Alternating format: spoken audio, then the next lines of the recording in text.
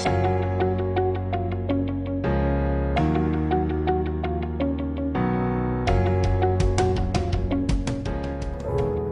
saudara, selamat pagi, selamat kembali berbakti dalam kasih Tuhan. Suatu kemurahan besar kita boleh ada di tempat ini. Mari kita bangkit berdiri, kita akan memulai ibadah kita dengan doa. Kami bersyukur dan berterima kasih Tuhan atas anugerah dan kemurahan yang Tuhan berikan dalam hidup kami selama 1 minggu ini, sehingga kami boleh selesaikan segala aktivitas kami, dan di hari yang ke-7 ini kami boleh duduk diam di rumah Tuhan. Terima kasih Tuhan, terima kasih.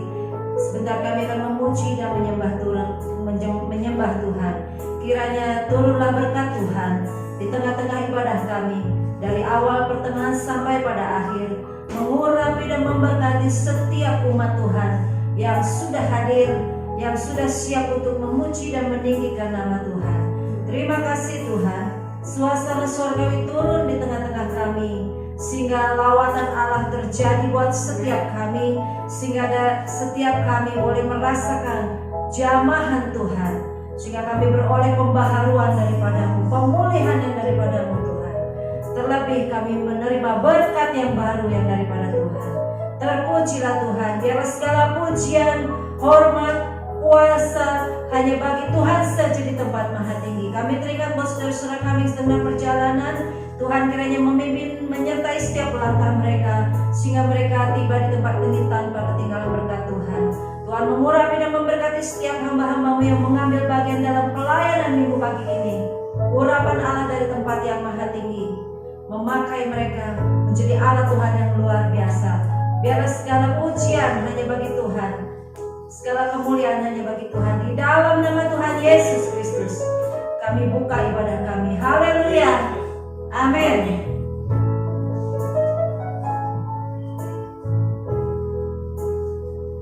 Silakan duduk Bapak Ibu. Shalom. Shalom. Selamat pagi, selamat beribadah di rumah Tuhan. Mari tiba saatnya kita persiapkan hati kita untuk memuji dan memuliakan nama Tuhan. Kita boleh ada sampai saat hari ini, itu semua karena anugerah Tuhan, oleh kebesaran Tuhan. Mari kita angkat pujian, Ku ada sebagaimana Ku ada, berdiri menghadap tahta-Mu Bapa.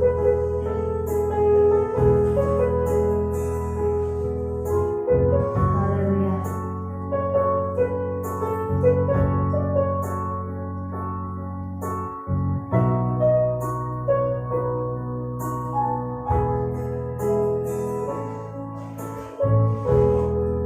Besar anugerah-Mu.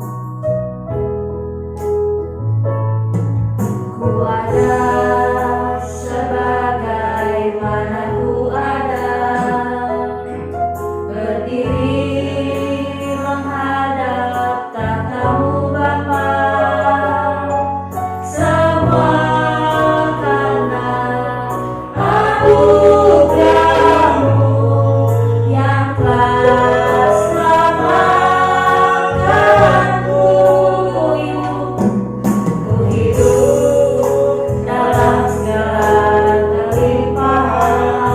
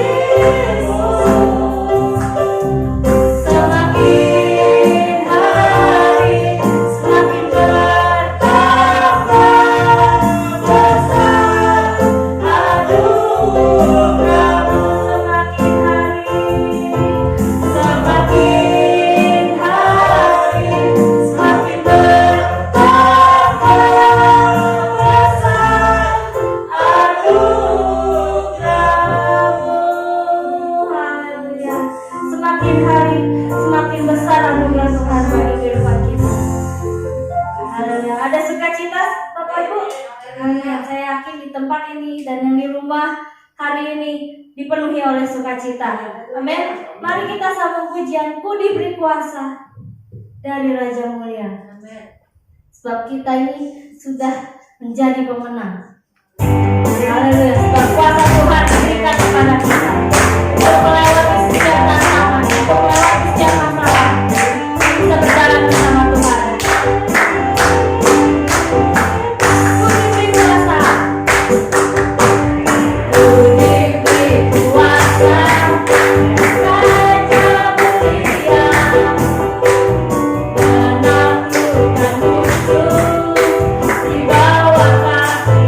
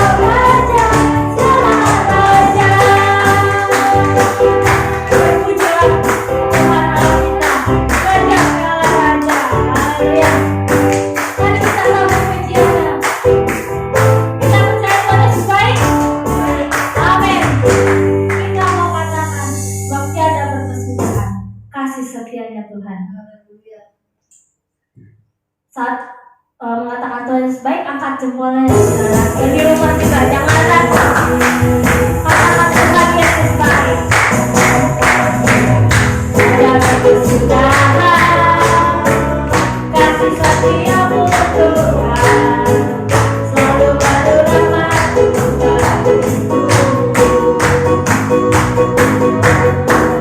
mari berkati hari tetap kulihat kasih-Mu tak pernah berhenti di hidupku. Tuhan Yesus baik, Tuhan Yesus baik.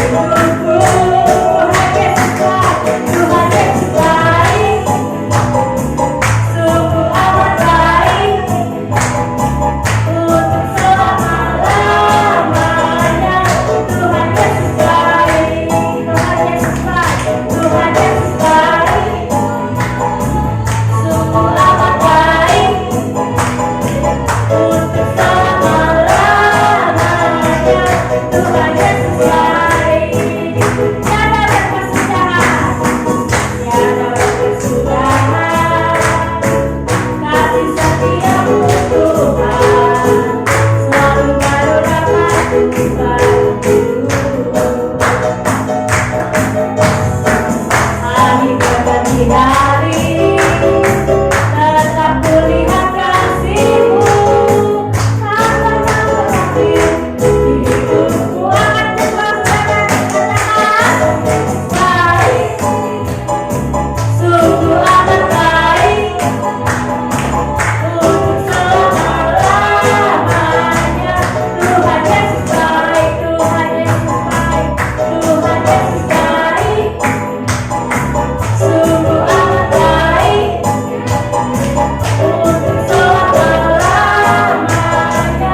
Tuhan Yesus baik. Mari Bapak Ibu, kita persiapkan persembahan kita yang pertama. Silakan duduk sambil mempersiapkan persembahan yang terbaik bagi Tuhan yang pertama. Kita akan pujian ini lagi. Tuhan Yesus baik, Tuhan Yesus baik.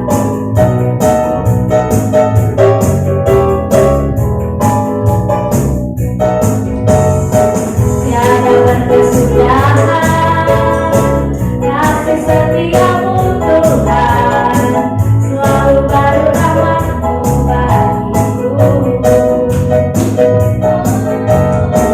Hari berganti hari, tetap kulihat kasih-Mu. Tak pernah berakhir di hidupku. Tuhan Yesus baik, sungguh amat baik, untuk selama-lamanya. Tuhan Yesus baik, Tuhan Yesus baik, baik, sungguh amat baik, untuk selama-lamanya. Tuhan Yesus baik, untuk selama-lamanya. Tuhan Yesus baik, untuk selama-lamanya. Tuhan Yesus baik. Haleluya. Tuhan memberkati persembahan kita berlipat kali ganda. Selanjutnya kita akan memasuki firman Tuhan. Namun sebelum itu kita akan angkat satu pujian, hanya Kau yang menjadi tempat jawaban. Haleluya. Sebab Tuhan Yesus telah membuktikan cintanya pada kita dengan mengorbankan anaknya yang tunggal. Haleluya. Hanya Yesus tempat berharap, hanya Yesus tempat kekuatan kita. Haleluya.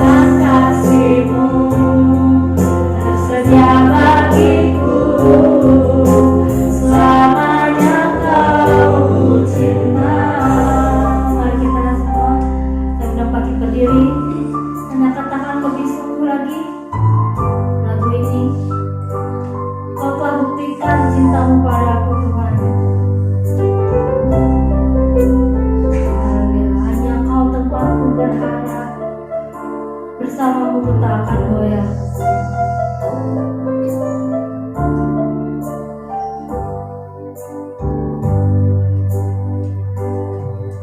Kau telah buktikan cintamu padaku, kau membayarku dengan hidupmu.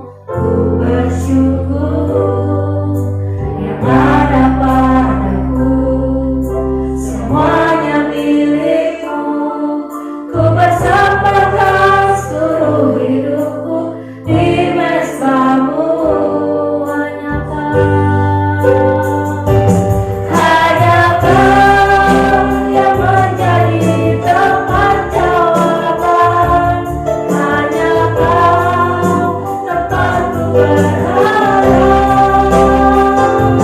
Berjalan bersamamu ku takkan goyah, sebab tangan kasih-Mu tersedia bagiku.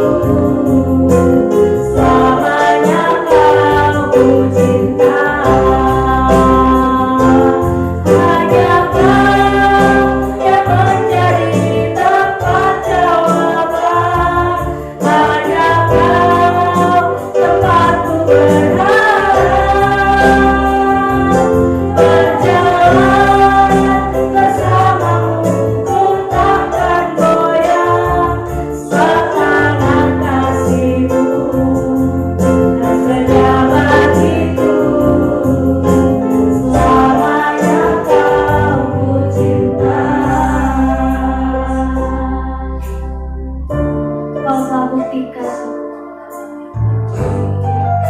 Kau Allah kami yang besar kasih, besar anugerah-Mu bagi kami Tuhan. Sekali lagi kita katakan, Kau telah buktikan cinta-Mu padaku.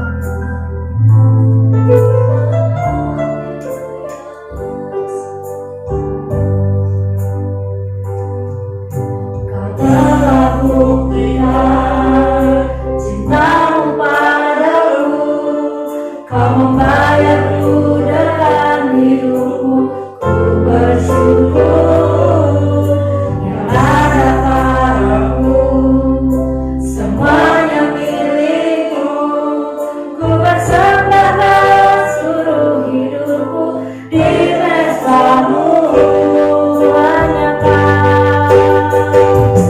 Hanya kau yang menjadi tempat jawaban, hanya kau tempatku berharap. Berjalan bersamamu ku takkan goyah, sebab tangan kasih-Mu tersedia bagiku. Selamanya kau ku cinta, hanya kau yang menjadi tempat jawaban, hanya kau tempatku berharap. Berjalan bersamamu ku takkan goyah, sebab tangan kasih-Mu tersedia bagiku. Selamanya kau ku cinta, tangan kasih-Mu tersedia bagiku. Selamanya kau ku cinta, tangan kasih-Mu tersedia bagiku. Selamanya kau ku cinta, selamanya kau ku cinta, selamanya kau ku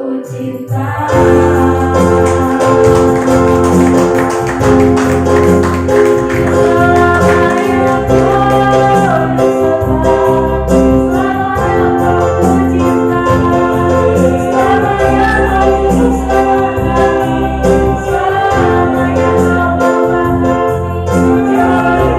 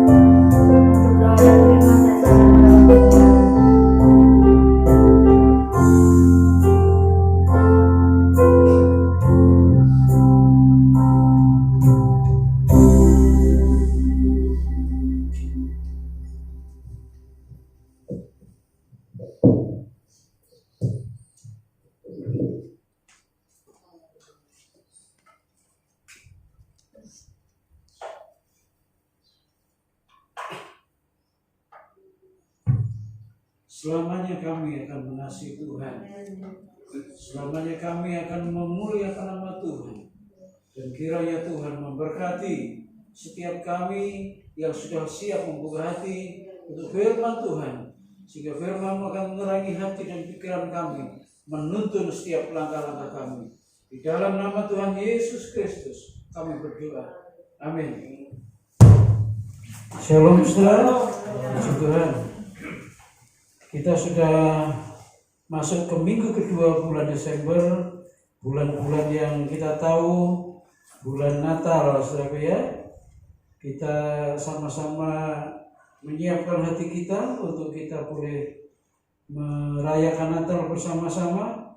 Tapi jangan lupa saudaraku bahwa kita harus tahu persis makna Natal yang sebenarnya itu kayak apa. Ya, jangan sampai kita melupakan makna Natal yang sebenarnya. Zaman boleh berubah, situasi juga boleh berganti, tapi Natal yang sebenarnya jangan sampai membuat kita lupa akan gemerlapnya dunia, akan keadaan situasi yang sedang terjadi. Tetapi makna Natal yang sebenarnya harus kita pegang baik-baik dan kita lakukan. Baik saudaraku, kita akan melihat makna Natal yang sebenarnya. Bahwa Natal yang pertama ketika Tuhan Yesus lahir sebagai bayi di muka bumi ini, itu Natal yang pertama ya. Ada banyak pesan sebetulnya yang terjadi di dalamnya, tapi saya akan ambil 3 saja. Karena 3 ini penting buat kita. Jangan sampai yang penting kita anggap tidak penting, yang kita anggap yang tidak penting malah kita anggap penting. Itu kita akan rugi besar ya. Apa makna Natal yang sebenarnya? Yang pertama, mari kita lihat bahwa lewat Natal kita belajar untuk memandang ke atas. Bahwa lewat Natal kita belajar untuk memandang ke atas. Saya akan baca satu ayat di dalam Yohanes pasal 3 ayat 16.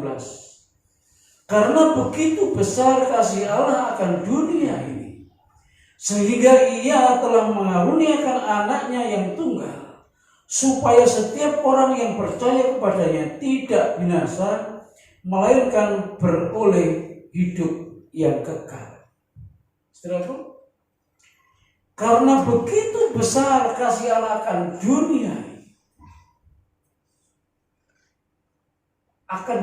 ini, saudara,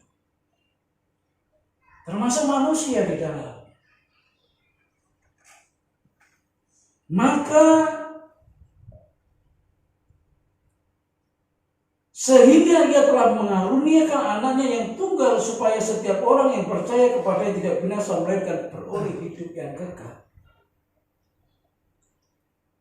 Sebetulnya kenapa Tuhan mau repot-repot ngurus manusia yang jelas-jelas memberontak terhadap Dia? Kalau gampang, ketika Adam jatuh dalam dosa, biar Adam binasa, Allah ciptakan manusia yang baru. Selesai. Ya tak? Tapi tidak demikian dengan Allah kita. Kalau kita mungkin bisa bersikap seperti itu, ya. Bahkan saya seringkali baca di Alkitab, bukan baca di Alkitab, baca di surat kabar, betapa ada orang tua dengan sadar dia rela kehilangan anaknya karena begitu bandelnya. Orang tua bisa berkata nggak apa-apa, kehilangan satu nggak apa-apa dah, ya, nggak bisa diurus dan macam-macam.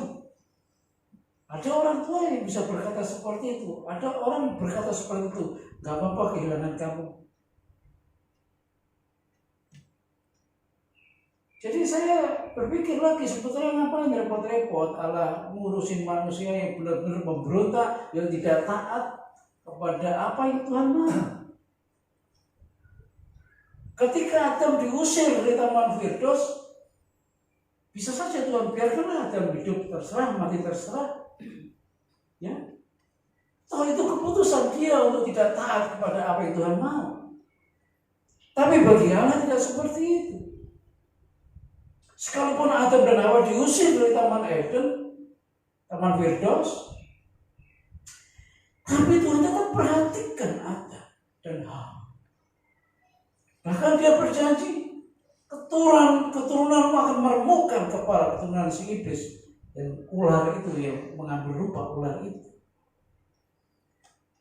Jadi apa yang dikatakan Tuhan saat kejatuhan manusia itu dibuktikan dengan betapa besar kasih Allah akan dunia ini, sehingga Ia mengaruniakan anak yang tunggal, supaya barang siapa yang percaya kepadanya tidak binasa, melainkan hidup kekal, hidup yang kekal.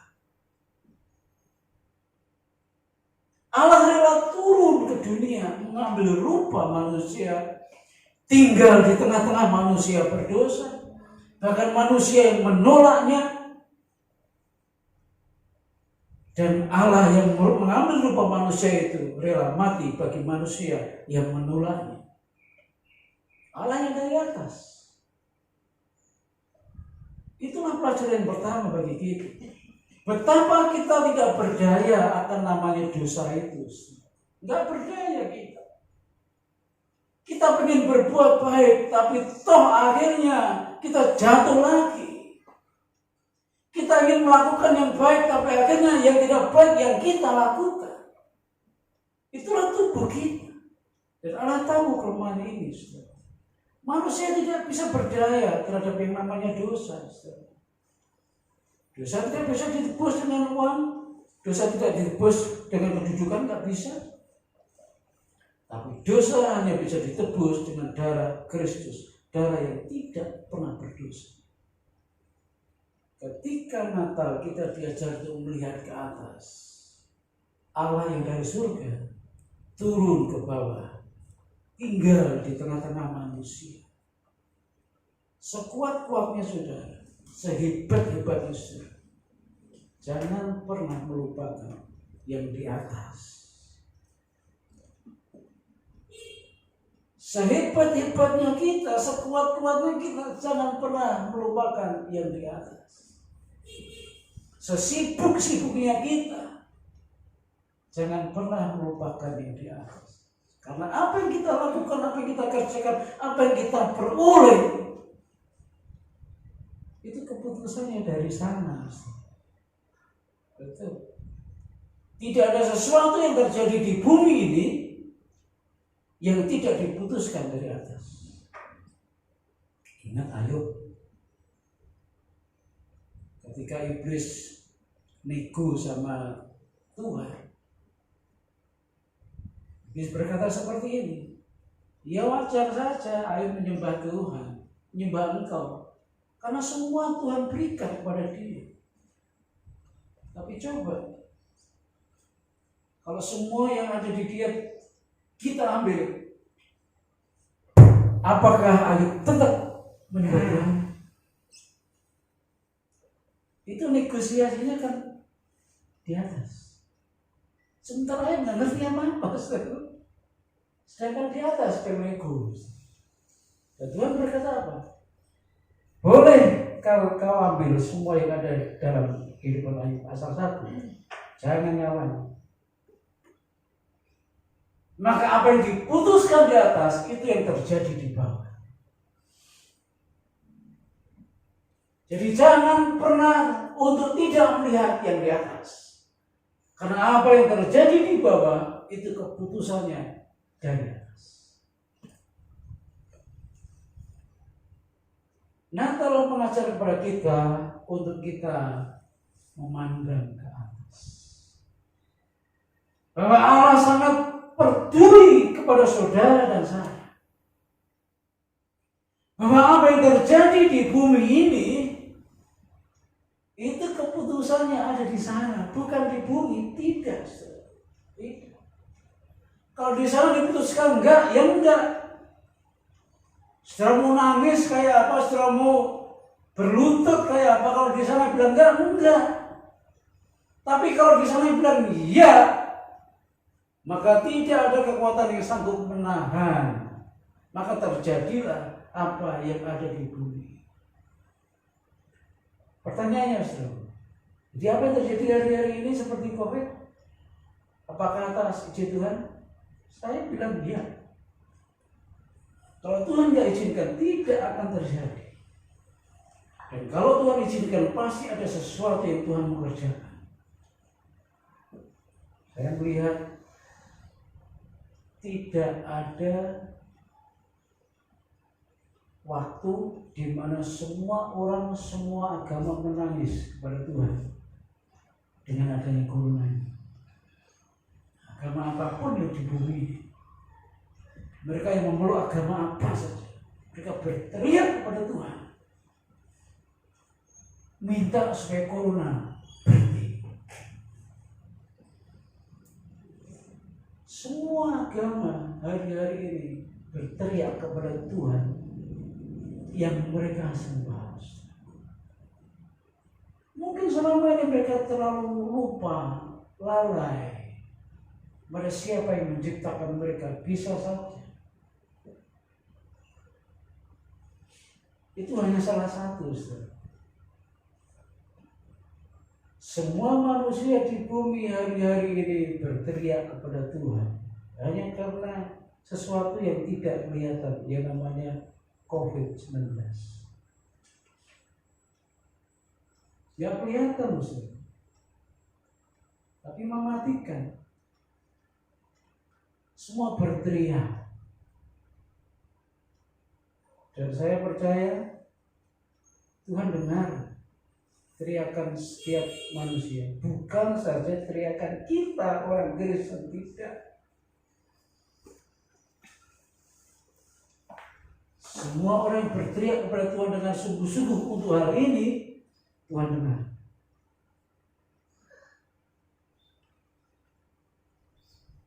Jangan melupakan yang di atas. Dalam segala situasi, keadaan saudara, apakah saudara berada di atas, apakah saudara berada di bawah, tetap lihat Tuhan di atas segala-galanya.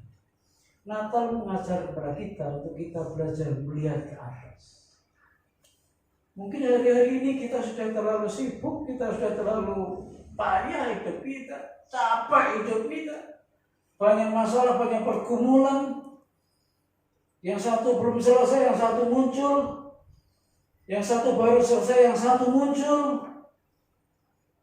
Terlalu banyak kegiatan yang terjadi, akhirnya kita melupakan. Kalau tidak melupakan, mengurangi ketergantungan kita kepada Tuhan. Saya tidak mengatakan setelah lupa sama sekali, tidak. Mungkin setelah mulai mengurangi ketergantungan saudara kepada Tuhan.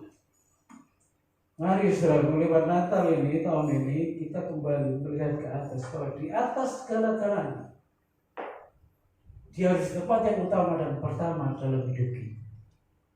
Kalau semua yang terjadi dalam hidup kita, semua yang terjadi di bumi ini, itu keputusannya dari atas. Yang kedua, lewat Natal kita mau belajar apa? Lewat Natal kita diajar untuk tidak hidup dalam kepura-puraan. Ya, lewat Natal kita diajar untuk tidak hidup di dalam kepura-puraan.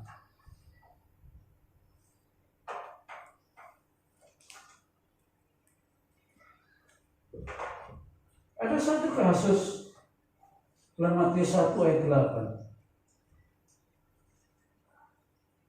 Ketika orang-orang Majus melihat bintang timur, bintang yang baru terbit, bintang yang lain daripada yang lain, orang-orang Majus itu betul-betul tahu ini akan lahir seorang raja baru. Ini orang-orang cerdas, orang-orang pintar, orang-orang intelektual. Mereka bergerak di bidang astronomi, bukan astronomi perbintangan. Kalau bintang ini muncul artinya apa, mereka tahu persis. Dan ketika bintang yang baru itu muncul, mereka tahu ada raja yang baru lahir. Mereka mencari, ketemu sama Herodes. Ketemu. Mereka tanya, di mana raja yang baru lahir? Lalu Raja Herodes kumpulkan para ahli Taurat, ahli-ahli agama, tanya, ada raja yang baru lahir kan? Ahli Taurat dan ahli agama bilang, ada, di Bethlehem Efrat. Lalu apa yang dilakukan Herodes? Dia berkata kepada orang Majus, baik, carilah dia, kalau sudah ketemu beritahu aku, supaya aku pun ikut menyembah dia. Sejak dari awal kita diperlihatkan dalam kepura-puraan sejak Natal yang pertama, saudaraku. Herodes bilang, aku akan menyembah dia kalau kalian ketemu dengan raja yang baru lahir. Tetapi betulkah Herodes akan menyembah bayi yang baru lahir itu? Ternyata tidak. Bahkan bayi yang baru lahir, yang laki-laki yang umurnya di bawah 3 tahun dibunuh satu-satu oleh Herodes. Persis kelahiran seperti kelahiran Musa. Persis.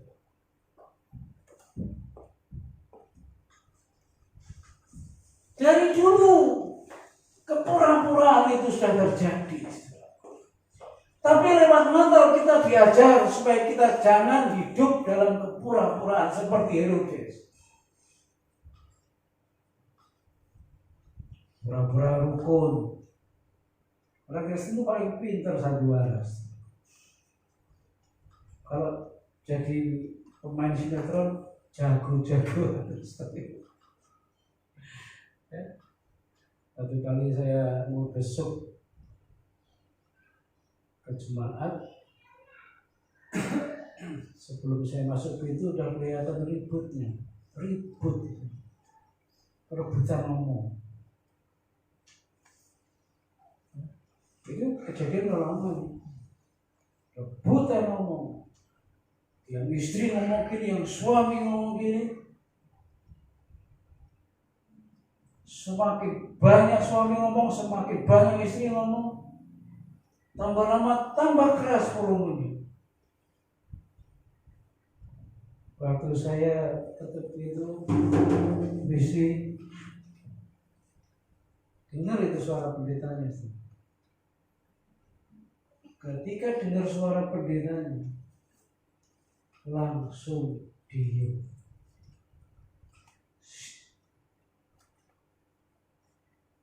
Ada Pak Pendeta. Pintu dibuka. Oh, Pak Anis, duduk Pak Anis. Dari mana? Memang sengaja mau ke sini saya. Duduk. Mi, ambilin minum. Nah, sepertinya nggak pernah ada masalah. Baru saja ribut kecil ya. Baru ribut kecil.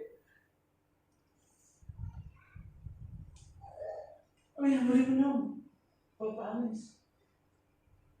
Rukun, Ustaz. Kita kadang biasa untuk hidup pura-pura. Pura-pura rukun, pura-pura harmonis. Padahal hatinya sebetulnya jauh. Itu kan yang dialami oleh bangsa Israel. Mulutnya meninggikan aku, tapi hatinya jauh daripadaku, kata Tuhan. Ya, biar lewat Natal kita belajar untuk hidup apa adanya. Jangan pura-pura. Hidup pura-pura itu capek, Saudara. Capek betul. Lebih baik apa adanya. Ya, kalau baru ada pergesekan, ini cepat diselesaikan saja. Ya. Berapa banyak rumah tangga yang pecah karena hidupnya pura-pura. Nah enak dilihat orangnya baik-baik ya kalau di luar. Ya. Tapi sekuat-kuatnya mereka berusaha untuk hidup dalam pura-pura, akhirnya pasti hancur, putus masalah. Ketika kita menyadari bahwa kita tidak mampu untuk hidup apa adanya, mari kita minta tolong kepada Tuhan, berikan kemampuan buatku. untuk menjalani hari-hariku dengan apa adanya. Saudaraku, ini momen yang baik buat kita Natal ini. Kita diajak untuk mari hidup apa adanya terhadap diri sendiri, terhadap pasangan kita, terhadap sesama, terlebih lagi terhadap Tuhan. Jangan berpura-pura, hidup apa adanya. Sebab Tuhan tahu, dalam isi hati kita pun Tuhan tahu. Kita perlu Tuhan. Natal ini kita perlu Tuhan. Dan saya berdoa ada sesuatu yang Tuhan kerjakan di Natal. Hiduplah apa adanya. Ringan hidup apa adanya. Kalau kita pura-pura kita capek terus. Kita capek. Hiduplah apa adanya. Sekali lagi, ini berkat buat kita karena kita dikasih tahu terlebih dulu. Lewat Natal kita diajar untuk seperti Herodes. Tolong cari bayi yang baru lahir. Kalau ketemu kalian kembali kasih tahu aku supaya aku ikut meninggalnya. Nah, kepura-puraan Herodes itu akhirnya tidak berhasil dia untuk menghadang bayi yang baru lahir itu. Sekalipun dia gunakan banyak cara. Saudaraku, mari kita apa adanya di depan Tuhan. Jangan berpura-pura. Sembah Dia, puji Dia. Kalau kita jauh, kita minta supaya Tuhan tarik aku Tuhan. Hubungan kita satu sama lain tidak sama. Kalau dalam situasi yang tidak baik, kita juga harus jujur bahwa kita tidak baik. Karena Tuhan mau menolong orang yang mau membuka dirinya dengan apa adanya. Maka Tuhan, ya, jangan pernah hidup pura-pura. Karena hidup dalam pura-pura itu kita capek. Yang ketiga ini penting, lewat Natal kita diajar untuk memberi yang terbaik. Kristus itu pemberian yang terbaik dari Allah Bapa. Yesus itu pemberian yang terbaik dari Allah Bapa. Tidak ada kata yang lebih tepat dari kata-kata ini. Dia adalah pemberian yang terbaik dari Allah Bapa. Enggak ada yang lebih baik lagi dari Yesus Kristus, enggak ada. Kristus adalah pemberian yang terbaik dari Allah Bapa bagi manusia yang berdosa. Dan itu sudah diberikan. Jadi kalau Kristus kalau Allah Bapa memberikan yang terbaik bagi manusia berdosa yaitu Kristus, kita diajar untuk memberikan yang terbaik bagi Tuhan, bagi keluarga, bagi sesama. Terbaik itu bukan masalah jumlah, bukan. Terbaik itu bicara mengenai kualitas. Saya selalu berkata kepada setiap Jumat, kalau saudara memberikan yang terbaik bagi Tuhan, bukan masalah persembahan saudara banyak, tidak. Karena saya tahu ketika Tuhan Yesus ada di tengah-tengah para ahli Taurat, ketika ada orang-orang yang memberikan persembahan, Tuhan Yesus memberikan sebuah perumpamaan juga pada mereka. Mana yang menurut kalian yang memberikan yang terbaik bagi Allah? Kalau orang-orang Farisi memberikan persembahan itu duitnya dikewar-kewarin itu supaya orang lain lihat. Tapi bagi janda yang miskin, dia ambil dari dompetnya, dan mungkin ketika dia ambil dari dompetnya tangannya sudah getar-getar, ketika diambil gelundung saudara. Gelundung ketahuan berapa itu diambil, kemudian dia masukkan ke kantong mereka.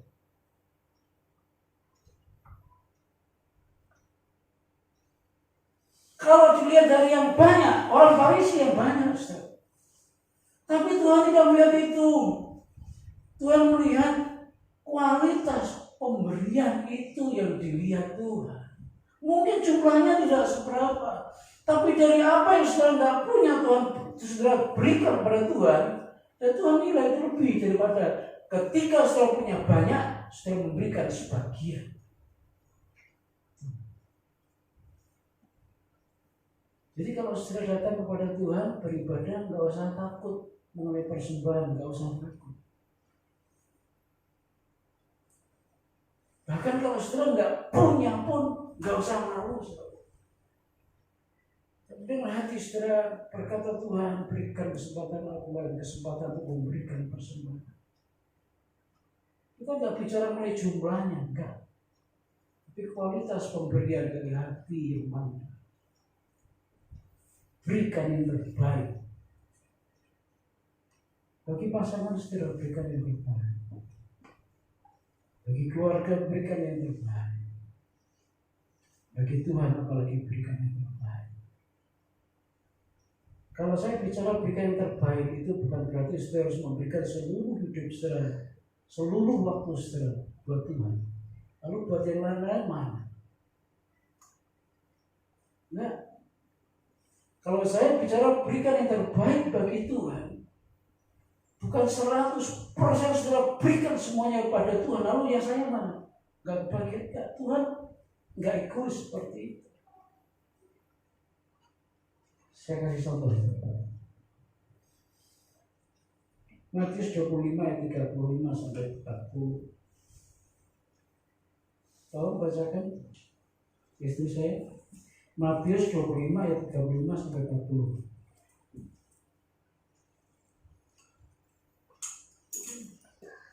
Matius pasal 25 ayat yang 35 sampai dengan 40. Sebab ketika aku lapar, kamu memberi aku makan. Ketika aku haus, kamu memberi aku minum. Ketika aku seorang asing, kamu memberi aku tumpangan. Ketika aku telanjang, kamu memberi aku pakaian. Ketika aku sakit, kamu melawat aku. Ketika aku di penjara, kamu mengunjungi aku. Maka orang-orang benar itu akan menjawab dia katanya, Tuhan, bila manakah kami melihat engkau lapar, dan kami memberi engkau makan, atau haus dan kami memberi engkau minum? Bila manakah kami melihat engkau sebagai orang asing dan kami memberi engkau tumpangan, atau telanjang dan kami memberi engkau pakaian? Bila manakah kami melihat engkau sakit atau dalam penjara dan kami mengunjungi engkau? Dan raja itu akan menjawab mereka, aku berkata kepadamu, sesungguhnya segala sesuatu yang kamu lakukan untuk salah seorang dari saudaraku yang paling hina ini, kamu telah melakukannya untuk aku. Iya. Berikan yang terbaik bagi Tuhan bukan berarti semua saudara harus jadi pendeta, tidak.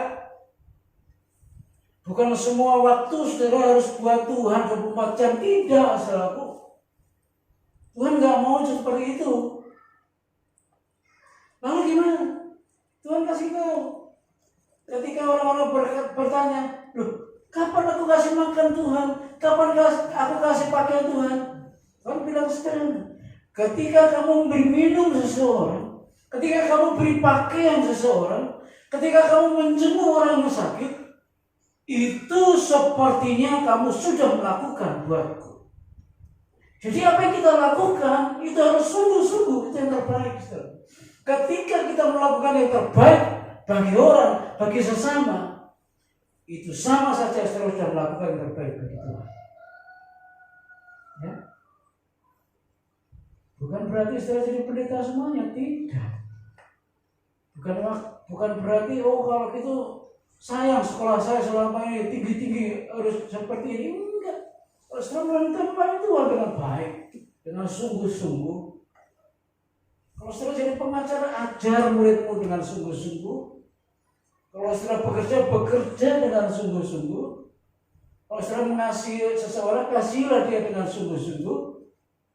Kalau ada orang perlu minum, kasih minum dia. Perlu pakaian, kasih pakaian dia. Tuhan berkata, kamu melakukan itu, berarti kamu sudah memberikan itu buatku. Nah, saya baru tahu setelah dulu saya pikir ya sama seperti kebanyakan orang, memberikan yang terbaik bagi Tuhan itu duduk dia di gereja 24 jam. memuji dan menyembah Tuhan. Saya ada satu orang punya pemikiran yang menurut saya salah. Dulu cuma sini juga.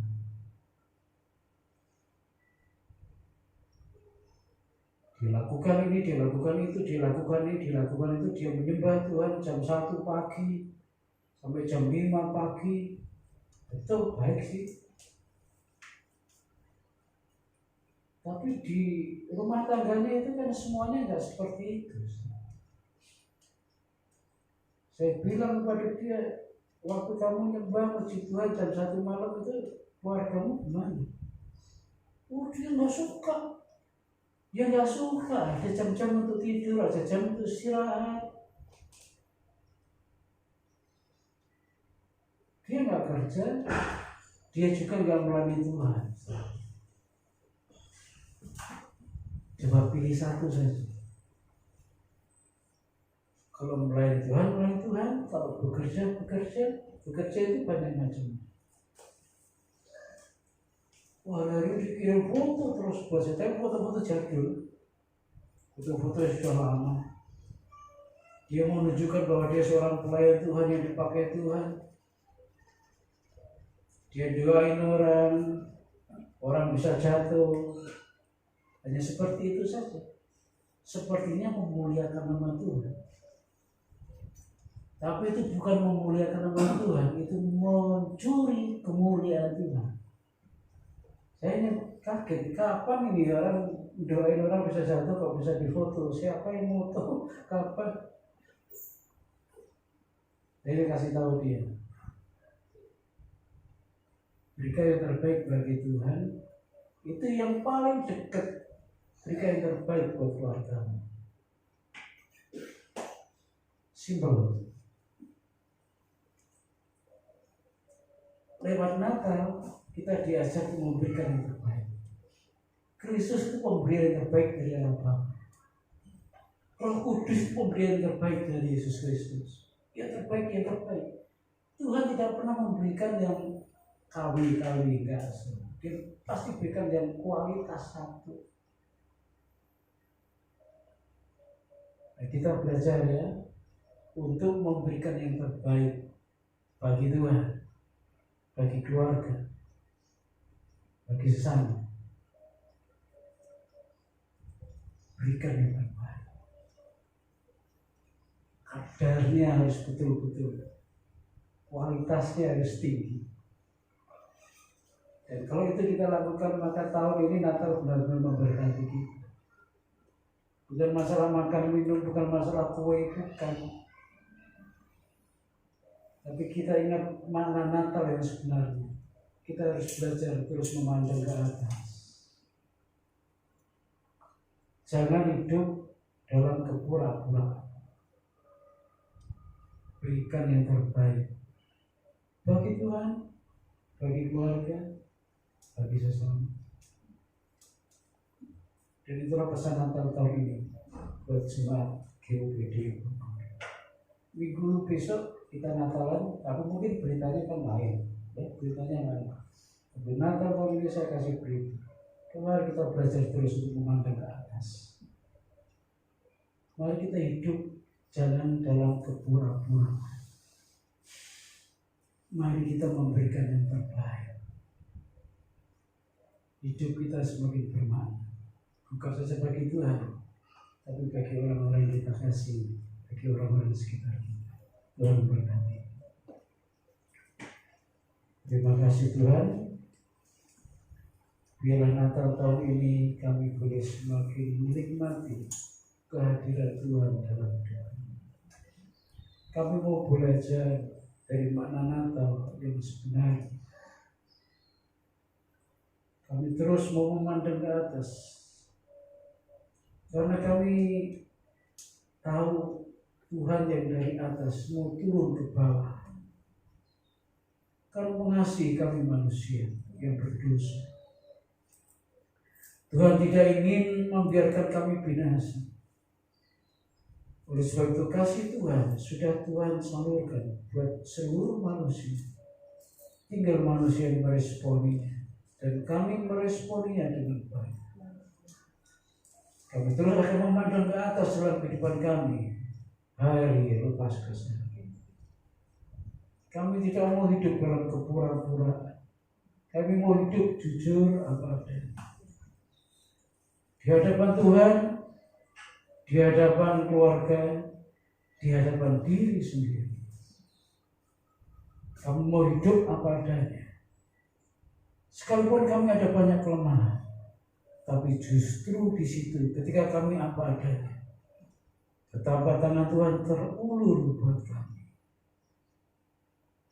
Kami mau memberikan yang terbaik, baik bagi Tuhan, baik bagi keluarga, baik bagi sesama. Kapan kami memberikan yang terbaik bagi Tuhan?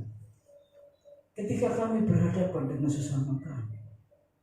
Ketika kami memperlakukan orang lain, seperti itu pula kami memperlakukan Tuhan. Ketika kami memberi secangkir air minum saja kepada orang yang paling hina, Tuhan berkata, kamu sudah memberikan air minum kepadaku. Jadi kalau seperti ini, maka kami akan memberikan yang terbaik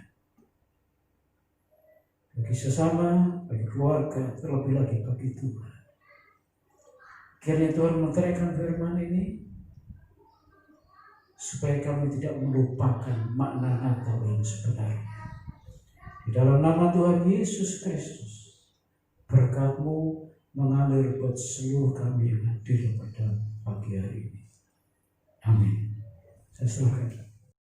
Terima kasih Tuhan, memberkati setiap kami yang dengan hati yang mengasihi Tuhan beribadah pada pagi hari ini.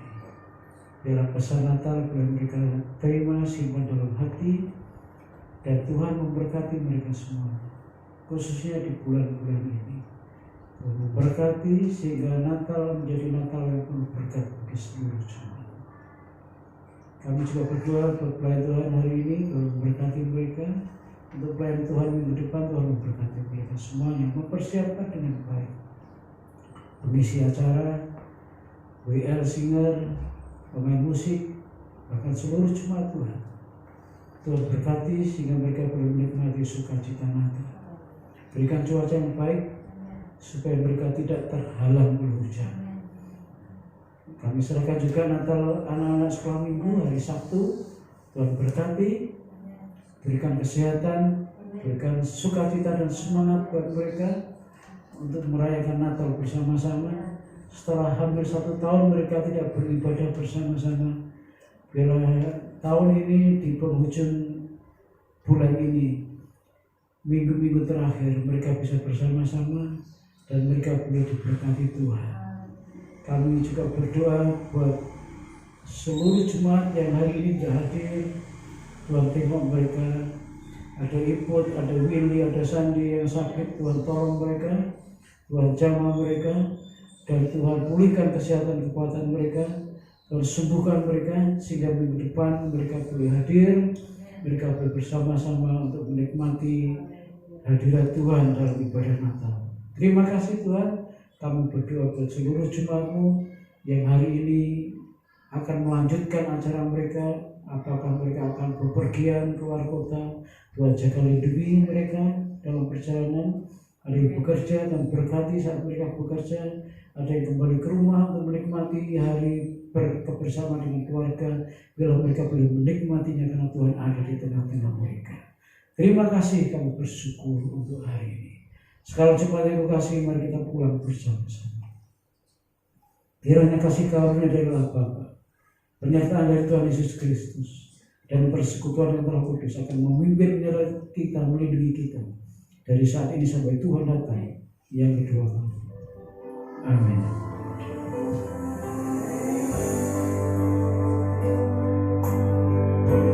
Kami memuji bersama.